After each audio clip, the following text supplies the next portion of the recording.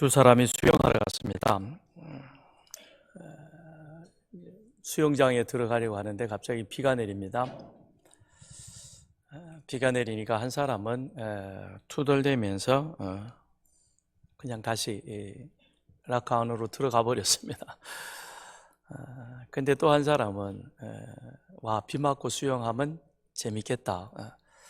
그리고 수영장 풀 안으로 뛰어 들어갑니다. 비에 몸이 젖은 거나 그 다음에 수영장 안에서 그 수영장 물에 몸이 젖는 거나 몸이 젖는 거는 다 같아요. 그죠? 우리는 꼭 해가 나는 맑은 날에만 수영해야 된다는 법칙은 없습니다. 비 오는 날에도 수영할 수 있고 맑은 날에도 수영할 수 있고 그렇습니다. 그런데 같은 상황이지만 그것을 보는 관점에 따라서 정반대의 상황이 연출됩니다. 우리는 하나님의 은혜로 그리스도의 나라로 옮겨진 자인 것입니다. 그래서 세상은 우리를 그리스도인이라고 그렇게 부릅니다. 세상이 우리를 그리스도인이라고 부르는 것은 같은 세상 속에 저와 내가 생긴 것 비슷하게 같은 말을 하면서 살아가지만 그런데 지향하는 점이 다르고 가치관이 다르기 때문에 그래서 세상은 우리를 향하여 그리스도인이라고 부르는 겁니다. 그리스도인이라 부르는 이유는 저는 나와는 다르다는 것입니다. 똑같은 상황이지만 그런데 보는 것과 생각하는 것과 가치관이 다름으로 인해서 이런 차이가 우리 가운데 일어나게 되는 것이죠. 다니엘이 바벨론의 포로로 잡혀갔습니다. 바벨론 제국은 그들이 정복한 나라에서 상위 0.1%에 드는 그와 같은 사람들, 그 탁월한 인재들을 끌어와서 바벨론 제국의 제국 이데올로기를 그들에게 교육을 시킵니다. 그런데 바벨론 제국이 그렇게 끌고 온 그 사람들은 어떤 사람이었냐면 용모가 아름답고 흠이 없고 그리고 지혜와 지식에 통달한 자로서 학문에 능한 자, 공부 잘하는 사람들이라는 겁니다. 그래서 3년간의 단기간의 그 기간을 통해서 바벨론 제국의 그런 제국 이념을 그들에게 주입시키고 그 사람들을 완전히 바벨론 사람으로 만드는 겁니다. 그래서 그러기 위해서 그렇게 바벨론 제국에서는 포로이지만 붙잡아온 그 사람들에게 왕이 마시는 포도주와 왕이 먹는 음식을 그들에게 제공을 합니다. 그렇게 해서 완전히 몸과 마음과 생각, 그 행하는 모든 것들을 바벨론화 시켜버리는 그런 무서운 교육 정책을 그것을 시행하게 되는 것이죠. 그런데 바벨론에 잡혀갔던 이 다니엘은 뜻을 정합니다. 나는 이곳에서 공부는 해야 되겠지만 그러나 왕이 마시는 포도주나 왕이 먹는 그 음식으로 내 몸을 더럽히지 아니하겠다. 그래서 물과 채소만을 먹기로 결정을 합니다. 다니엘의 이 결정은 자신은 세상의 기준으로는 살지 않겠다는 것입니다.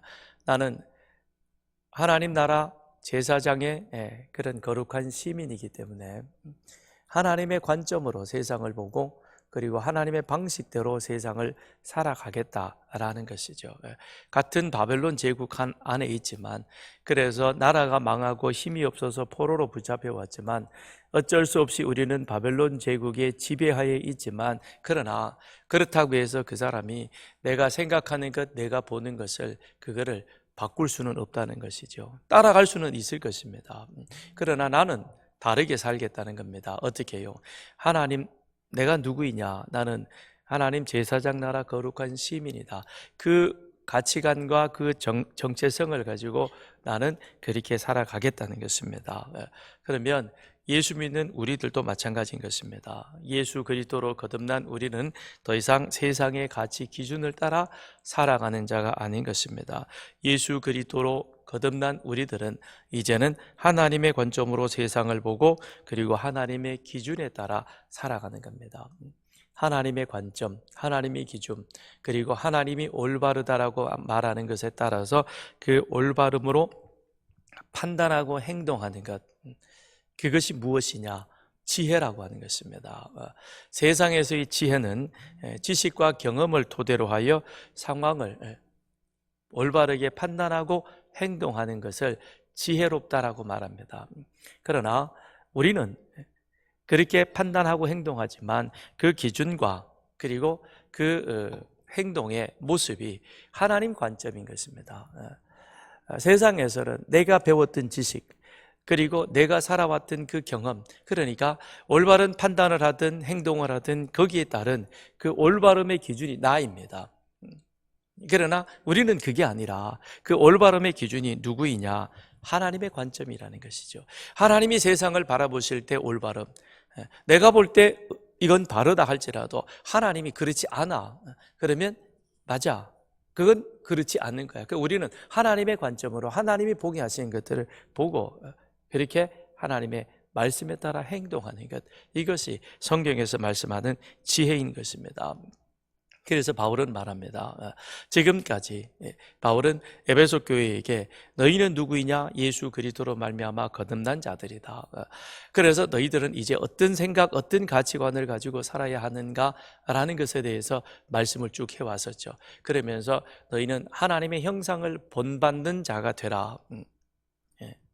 그러니까 하나님이 보게 하는 것, 하나님이 갖게 하는 것, 거기에 맞추어서 행동해야만, 그래야 거듭난 사람으로서 올바른 삶을 살아가는 지혜로운 것이다라고 말합니다. 그러면서 오늘 본문 15절 16절에서도 세 가지를 우리에게 권면해 주고 있습니다. 그 첫 번째는 세월을 아끼는 자가 되어야 한다는 것입니다. 15절 16절, 그런즉 너희가 어떻게 행할지를 자세히 주의하여 지혜 없는 자 같이 하지 말고 오직 지혜 있는 자 같이 하여 세월을 아끼라. 때가 악하니라.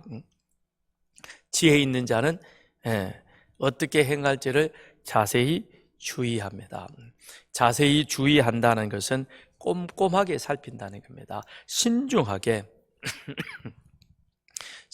보고 그렇게 결정해서 행동한다는 것이죠.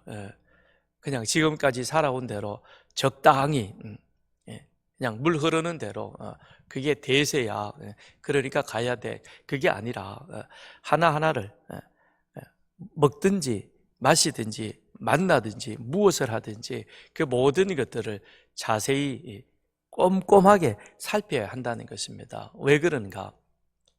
세상이 악하기 때문에 그러하다는 겁니다. 세상이 악한 것입니다. 바울 때만 세상이 악했을까요? 그 이전에도 세상은 충분히 악했습니다. 소돔과 고모라가 그것을 증거해주고 있는 것이고, 이스라엘 백성들의 삶이 남과 북으로 나누어지고 북쪽 이스라엘이 살아갔던 그 삶, 우리는 그걸 보면서 야, 세상은, 인간은 충분히 악할 수 있구나라는 사실을 우리가 경험하게 된 것이죠. 그리고 오늘 이 시대 어떻습니까? 소돔과 고모라 못지않게 악합니다. 바울 때도 그랬지만요, 앞으로도 더하면 더했지 덜하지는 않을 것입니다. 이 세상은 악한 것입니다. 바울 때도 악했고 그 이전에도 악했고 지금도 악하고 앞으로도 악할 것입니다. 세상은 악이 득세하는 곳입니다. 그렇다고 선이 없는 것은 아닌 것입니다. 세상은 선과 악이 공존합니다. 그런데 문제는 그 공존하는 가운데서 어느 것이 선이요 어느 것이 하나님의 올바름인지 우리가 분간하기 어렵다는 것이죠. 그래서 매 순간순간을 우리는 주의하여 꼼꼼하게 신중하게 잘 살펴보아야만 하는 겁니다. 그래야 우리가 실수하지 아니하고 실족하지 아니하고 잘못되지 않고 우리 한 걸음 한 걸음 천국을 향하여 순항할 수 있기 때문인 것입니다. 그래서 우리는 매 순간순간 깊이 생각해야 하는 것입니다. 왜 그러냐면 나에게 주어진 시간이 너무 귀하기 때문에 그렇습니다. 그래서 바울은 세상은 악하다, 그래서 매 순간 주의하여 깊이 생각해 보아라. 그것은 나에게 주어진 그 시간이 너무 귀하기 때문에 그런 것이죠. 바울은 세월을 아끼라라고 그렇게 말씀합니다. 세월을 아끼라. 이 번역이 좀 어렵게 되어가지고 우리가 이해하는 데 있어서 굉장히 이게 좀 이렇게 오해되어지는 부분이 많은 본문 가운데 하나인 것입니다. 근데 이 원문을 그대로 보면 세월을 확보하라라는 거예요. 세월을 확보하라. 시간이 흘러가는데 어떻게 세월을 확보한다는 말인가? 그런데 이 세월을 아끼라 그럴 때 사용되어진 그 헬라어가 엑사고라조인데 그것의 원뜻은 속량하다라는 그런 의미인 것입니다. 즉 예수님이 우리를 십자가에서 당신의 몸을 희생제물로 드려서 죄에서 우리를 건져내는 그 대속, 속량 같은 의미인 것이죠. 그런 뜻에 사용되어진 엑사고라조인 것입니다. 그럼 시간을 속량했다, 시간을 구속했다, 이 말이 그것이 그 다음에 중간태로 사용되어지면 그것은 확보하다라는 그런 의미가 되는 것입니다. 그러니까 바울은 지금 에베소 교회에게 뭐라고 말하냐면, 야, 지금 이 세상이 얼마나 악한지 아냐? 그렇기 때문에 너희는 주의하여 너희 하루하루의 삶을, 너희 시간들을 살펴보며 그러면서 신중하게 생각해서 그리하여 너희에 주어진 그 시간들을 충분히 확보하라는 겁니다. 속량하라라는 것은 그것은 세상에 흘러가는 시간 가운데서 나에게 주어진 그 시간을 떠내려 보내지 말고 그것을 내 것으로 건져 올리라는 겁니다. 나의 주어진 시간으로 만들라는 겁니다. 그러면 바울도 이게 세상에 좀 탁월하고 위대한 사람들, 그 사람들을 보면 시간을 같은 24시간이지만 더 유용하게 잘 쓰죠. 하버드 생활이라고 하는 책을 보면 그 친구들은 우리같이 일상생활을 하면서도 그들은 하루에 레포트를 몇 개를 갖다가 써내고 그 다음에 읽어야 할 책도 많고 그런데요. 어떻게 그걸 가능한가? 그랬더니 그들은 한 달 후에 해야 할 숙제부터 시작을 해서 이번 주 월요일 날 내야 할 숙제까지를 한 10개가 있으면 그거를 아니 처음부터 끝까지 다 걸어 놓는데요. 그래서 필요한 대로 그것도 하고 그 다음에 또 주말 되면 같이 나가서 클럽에서 또 활동도 하고 봉사도 하고 그러면서 그걸 한다는 거죠. 그럼 그게 시간을 이렇게 미리 확보하는 거냐? 그게 그런 의미가 아니겠습니다. 바울이 말하는 시간을 확보하라 라는 그 의미는 오늘 우리들에게는 두 종류의 시간이 있습니다. 하나는 그냥 흘러가는 크로노스의 시간이 있습니다. 자연의 시간이 있습니다.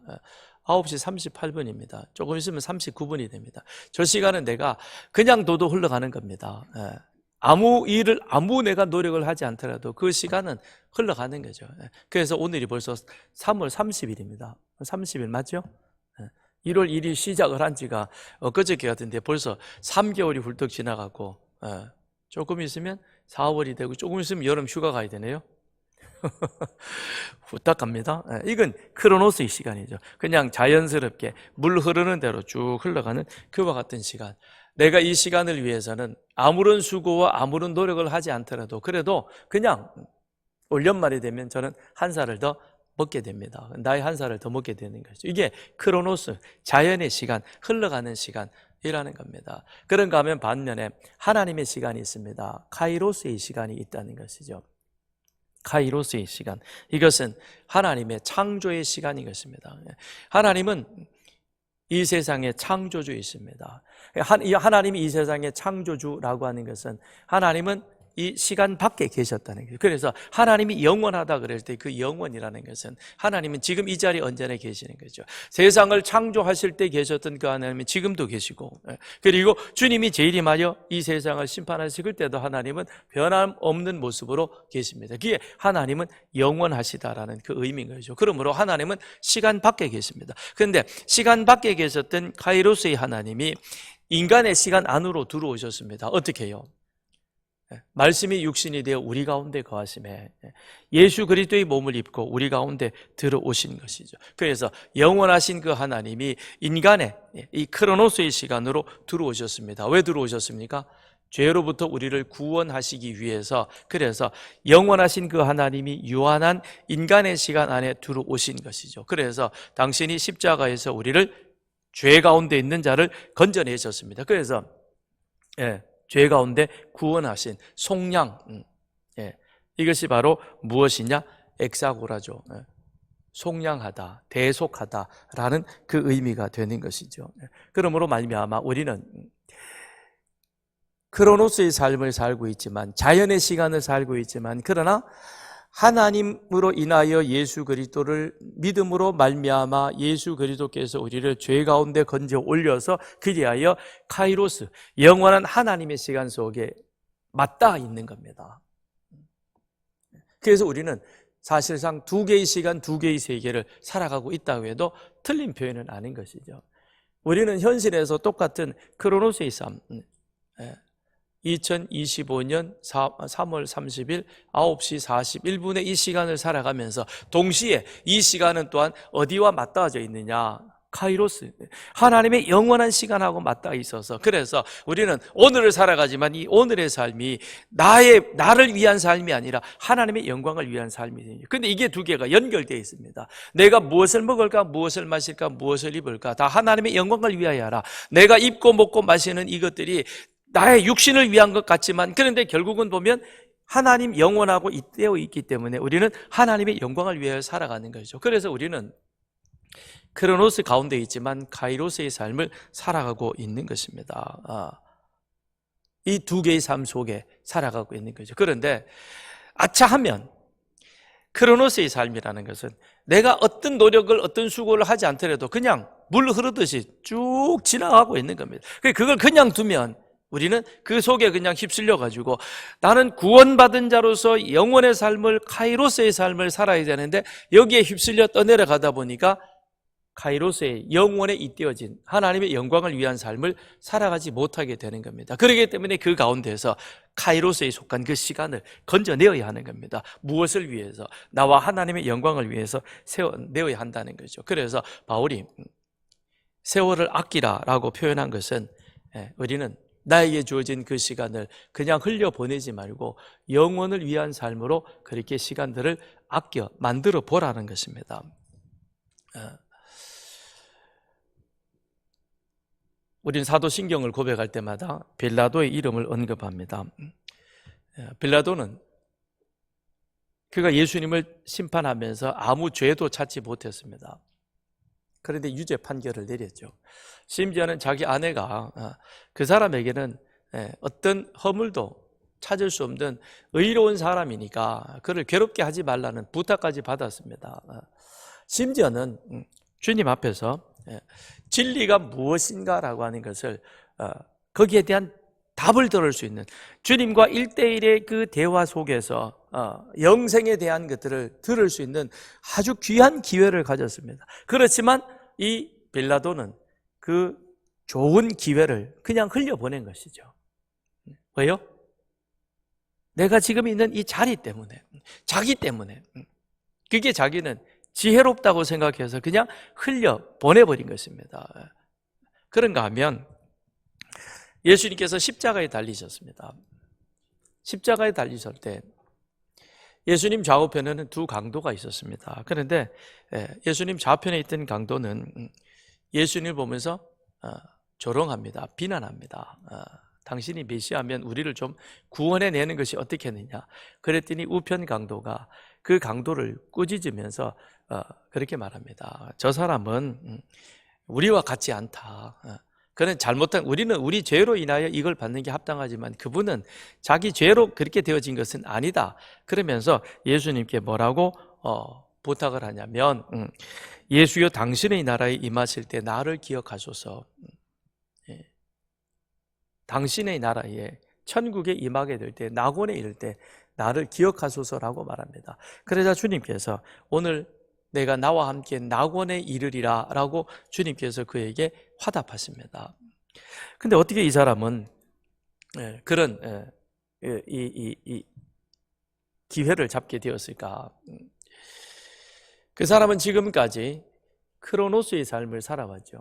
그래서 자기 욕심대로, 자기 생각대로 자기 만족을 위해서 철저하게 세상적 삶을 살아왔습니다. 세상이 흘러가는 그 시류에 몸을 맡기고 자기에게 유익이 되어지는 것만을 취사 선택해 가면서 그렇게 살아왔습니다. 그게 자기는 잘 산다고 생각했습니다. 그런데 그 결론이 십자가였다는 것이죠. 그런데 십자가에서 그는 지나가는 단 한마디 말을 듣습니다. 주님께서 당신을 십자가에 못 박는 그 사람들을 위해서 기도하죠. 주님, 아버지 저들을 사하여 주옵소서. 지금 저들이 하는 그 일을 저들이 무슨 잘못인지 알지 못합니다. 그러면서 주님께서 그들을 위해서 용서하는 기도를 듣게 되어집니다. 그러면서 이 사람은 깨닫습니다. 아, 나는 지금까지 내 육신의 욕망만을 위해서 살아왔구나. 그런데 그 결과가 십자가였구나. 근데 저분은 평생을 자기의 욕망을 위해 살지 아니하고 우리를 위해서 사셨구나. 그래서 그는 주님께 당신이 나라에 임하실 때 나를 기억하소서 회개했던 것입니다. 크로노스의 삶을 살다가 카이로스의 순간에 이 강도는 그것을 붙잡은 것이죠. 그래서 주님과 함께 낙원에 임하게 되는 은혜를 누리게 된 것입니다. 바울은 지금 오늘 우리들에게 그 얘기를 하고 있습니다. 우리 모두에게는 동일한 시간이 주어졌습니다. 그런 가운데 특별히 우리는 구원받아서 하나님의 구원의 은혜가 무엇인가를 압니다. 구원의 은혜가 무엇이냐? 간단한 예로 세상은 죽음을 두려워합니다. 죽음을 무서워합니다. 죽음을 겁내합니다. 그런데 우리는 죽음이 두렵지 않습니다. 세상은 장례식장을 연결식이라고 말합니다. 영원한 이별이라는 거죠. 이제 저하고 나하고는 영원히 이별됐다. 그래서 엄마 다음은 나 어떻게 살아? 그러고 막 난리를 치죠. 우리는 그렇지 않습니다. 육신의 헤어짐이 안타까움은 있지만 그런데 성경은 죽음을 잠잔다라고 표현합니다. 어젯밤에 우리는 잤습니다. 그리고 오늘 아침에 일찍 일어나가지고 이쁘게 하고 나와서 예배를 드립니다. 이 잠잔 거죠, 그렇죠? 그럼 육체의 죽음도 마찬가지예요. 육체의 죽음은 천국에서 깨어나는 것이죠. 죽음의 의미가 다른 것입니다. 그게 무엇이냐? 구원받은 자가 크로노스의 삶을 살아가지만 카이로스의 삶의 순간을 매 순간순간 우리는 붙잡아가는 것이죠. 그렇기 때문에 우리가 보는 생각과 가치관은 다르다는 것입니다. 그것이 하나님의 뜻을 따라 그렇게 살아가는 것이죠. 그래서 바울은 세상이 악하니 그러니 너희는 지혜롭게 잘 생각을 해서 그래서 매 순간순간 물 흐르는 대로 내 욕망에 내 몸을 맡기지 말고 그리고 무엇이 선한 것이고 무엇이 주의 뜻인가를 분별하여 거기에 맞춰 살아갈 것을 우리들에게 부탁하고 있는 겁니다. 그래서 17절 그러므로 어리석은 자가 되지 말고 그러므로 뭐죠? 너희들이 누구이냐는 것이죠. 에베소 교회 당신들 누구냐? 하나님이 당신의 아들을 십자가에 못 박아서 그 죄값으로 건져내 그렇게 구원한 하나님의 자녀들이 아니냐. 그런데 또다시 어리석은 자리로 돌아간다? 있을 수 없는 일인 것이죠. 어떻게 그렇게 다시 할 수 있느냐? 그래서 어리석은 자가 되지 말고 그 다음 뭘 하느냐? 주의 뜻이 무엇인가를 이해하라라고 그렇게 말합니다. 이해하라. 이것은 어떤 것에 마음을 기울여 파악한다는 것이죠. 아주 골똘하게 이것이 옳은 것인가 이것이 맞는 것인가 라고 하는 그것을 우리 마음을 다해 알아가는 것, 이게 이해한다는 겁니다. 그러니까 우리는 오늘도 내일도 내 마음대로 내 뜻대로 살아가는 그와 같은 자가 아니라 오늘을 나에게 주신 하나님, 지난밤에 하나님의 은혜 가운데 잠자리에 평안히 잘 들게 해주셨고 한밤을 지내면서 내 육신의 피로와 생각들이 다시금 다 정리되게 하시고 이 아침에 나를 눈뜨게 하셨습니다. 그리고 새날을 주셨습니다. 나를 눈뜨게 하고 나에게 새날을 주신 그 하나님, 그 하나님의 뜻이 무엇일까? 오늘을 어떻게 살아가야 될 것인가? 어제와 똑같은 오늘을 살 것이냐? 아니야. 그게 아니라 하나님이 오늘 나에게 또 생명을 하루를 연장을 해 주셨습니다. 여러분, 이게 당연한 것입니까? 평균 수명 100세 시대니까 나는 100세까지 살까 당연한 거예요? 네? 하나님 앞에 우리가 그렇게 약속 받았나요? 우리는 그냥 막연하죠, 그죠? 하나님이 약속도 안 해주셨고 나는 거기에 대한 확신도 없으면서 우리는 오늘이 마치 당연한 것처럼 그렇게 여기면 살아갑니다. 그러면서도 오늘을 우리는 내 마음대로 내 뜻대로 살아가는 것이죠. 거기에 대해서 바울은 그게 아니다. 주의 뜻이 무엇인가 이해해라 라는 것입니다. 그래서 아침에 눈을 뜨면서 하나님 경외합니다. 오늘 또 나에게 새날을 허락해 주셨습니다. 활동할 수 있는 건강을 주셨습니다. 오늘은 내가 어떻게 살아가는 것이 하나님의 뜻의 올바름입니까? 그걸 물어보는 것이죠. 그걸 물어보고 알아가기 위해서 새벽 일찍 하나님 앞에 나와서 그 시간을 드리는 겁니다. 헛되이 앉아가지고 뉴스 틀어놓고 그거 보면서 쯧쯧쯧 하는 게 아니고 그냥 육체 유의 연습은 약간의 경건이 있다. 그래 저 위로 올라가가지고 유익이 있다. 그래가지고 옥녀봉에 왔다 갔다 하면서 운동. 물론 그것도 필요하겠지만요. 그것보다도 우선 더 먼저 되어야 할 것은 무엇인가? 하나님과 나와의 만남. 무엇을 통해서? 말씀을 통해서. 말씀을 통해서 다시 하나님의 뜻을 분별하는 겁니다. 알아가는 겁니다. 깨달아가는 겁니다. 그러면서 오늘 하루를 내가 어떤 모습으로 살아가야 할 것인가? 그래야 우리는 크로노스에 흘러가는 삶이 아니라 카이로스 삶, 악한 세상에서 그 시간을 확보하고 건져내어서 하나님의 뜻을 행하는 자로 살아갈 수 있다는 것입니다. 근데 주님의 뜻은 거창하고 대단한 게 아닙니다. 우리는 거창한 것만 자꾸 생각하는데요. 목사님, 제가 어떤 남자와 결혼해요? 지 마음에 드는 남자랑 결혼하면 되죠. 그걸 왜 나한테 물어봐요? 주님이 안 가르쳐 주십니다 그러더라고요. 아직 결혼할 준비가 안 돼서 그런 거죠. 그죠? 콩깍지가 씌면 결혼하는 거예요. 우리는 자꾸 그런 것만 생각하는 거예요. 주님, 목사님 어디로 이사 가요?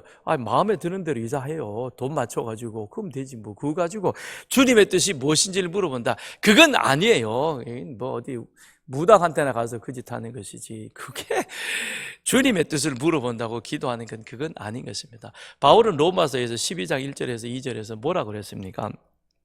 너희 몸을 하나님이 기뻐하시는 거룩한 산 제물로 드리라. 이것이 너희가 드릴 영적 예배니라 그랬습니다.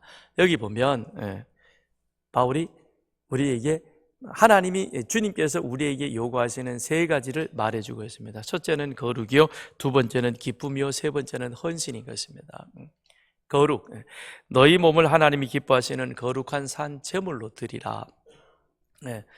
가나안 땅에 들어가는 이스라엘 백성들에게 하나님께서 내가 거룩하니 너희도 거룩하라 그랬습니다. 그 얘기는 무슨 얘기입니까? 내가 너에게 준 이 말씀대로, 율법대로 너희가 그렇게 들어가서 나를 예배하고 경외하고 내가 먹으라는 건 먹고 하지 말라는 건 하지 말고 그리고 이웃과의 관계는 이렇게 실천하고 그렇게 사는 거, 그게 거룩한 것이야 가르쳐 주셨습니다. 그렇게 살아가면 그게 바로 뭐가 됩니까? 하나님을 기쁘시게 하는 것이죠. 그래서 주님을 기쁘시게 하는 삶, 그 기쁨의 삶이 무엇입니까? 그 다음엔 내가 이렇게 하나님의 은혜 가운데 오늘 또 이런 하루의 삶을 허락받았으니 그 삶을 내가 하나님을, 이웃을 섬기며 헌신하며 살아가는 것이죠.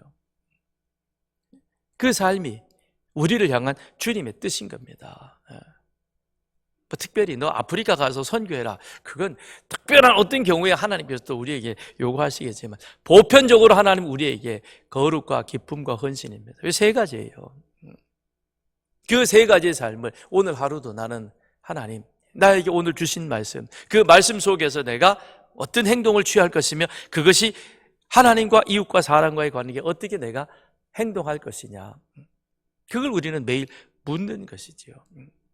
똑같은 게 반복되는 것이 아니라, 왜냐? 하나님 앞에서는 다른 겁니다. 여러분 아침에 일어나서 해돋이를 한번 보십시오. 똑같이 매일 돋는 해지만요, 하나님이 그려내는 그 하루는 매일 다릅니다. 기가 막히게 다릅니다. 그리고 매일 지는 해지만 또 다릅니다. 똑같은 날이 한 번도 없습니다. 새벽기로 내려오면서 보면 저쪽에서 해가 뜨는데 어떻게 그렇게 다른지요? 봄, 여름, 가을, 겨울 매일이 다르고요. 저희 사택에서 보면 좋은 것 한 점이 해넘이를 보거든요. 이야, 기가 막혀요. 근데 매일 다르더라고요. 그 매일 우리도 다른 그런 삶을 살아가야 하는 것이죠. 그렇게 주의 뜻을 우리는 어떻게 분별할 수 있습니까? 18절 같이 읽습니다. 시작. 술 취하지 말라. 이는 방탕한 것이니 오직 성령으로 충만함을 받으라. 예. 술 취하는 것은 방탕하고 무절제한 것을 말합니다. 이는 어리석은 삶인 것이죠. 술 취하면 세상이 흘러가는 시간을, 내 세월을, 내 삶을 허비하는 것입니다. 혹시 가운데 술 취해 보신 적이 계십니까? 전 우리나라 판사들이 제일 불만인 게 술 취해서 기억 안 납니다 그러면 형을 감시켜 주더라고요. 감량시켜 주더라고요. 전 거기에 대해서 불만이에요. 네가 술 취해서 모를 정도로 그 짓을 했으면 그럼 술을 안 먹도록 하기 위해서 100만 원 벌금이면 1000만 원을 때려야죠. 그래서 정신 번쩍 차려가지고 다시는 술 안 먹도록 해야 될 텐데 술 먹어서 기억이 안 납니다 그러면 전부 감해주더라고요. 그만큼 우리의 시간을, 인생을 날려버린 거예요. 없어지는 거예요. 술 먹으면 내가 무슨 말을, 무슨 생각을 어떻게 보내는지 모르는 거예요. 그래서 필름 끊어졌다 그러더라고요. 왜 필름이 끊어졌어요? 시간이 사라져 버린 거예요. 이 소중한 시간이, 이게 얼마나 귀한 시간인데 이게 한 문게 확 사라져 버리고 말았습니다. 그걸 자랑스럽게 얘기하네요. 부끄러운 줄 알아야죠. 수치스러운 줄 알아야죠. 그 대신 바울은 뭐라고 말합니까? 성령 충만함을 받으라 그랬습니다. 여기서 말하는 성령 충만은 사도행전 2장의 성령 충만하고는 조금 결이 다른 것입니다. 바울은 이미 에베소를 통해서 1장부터 4장까지 무엇을 말했습니까? 구원받은 자의 삶의 모습이 무엇인가? 우리는 어떻게 구원받았는가? 이미 우리는 구원받은 자이다. 그것을 말씀하고 난 이후에 그 다음 그렇게 구원받은 자로서 마땅히 살아야 할 삶의 자세, 그런 모습이 무엇인가를 말하고 있죠. 그게 바로 무엇이었습니까? 하나님의 형상대로 형상을 닮은 자가 되어야 한다라는 것이었습니다. 이 성숙한 삶이어야 한다는 거죠. 그러니까 예수 그리스도를 나의 구주로 고백하는 순간 이미 우리 안에는 하나님의 성령이 그 일들을 이루게 하셨던 것이고, 그러면 내 안에 있는 성령이 그것이 끊어지지 않고 계속해서 내가 구원받은 자로, 그에 합당한 자로 그리스도의 말씀을 가르쳐 실천할 수 있는 그와 같은 자로 성숙한 삶이 되어져야 된다는 겁니다. 그런데 인간은 잘 안 변해요. 진짜 지독하게 안 변합니다.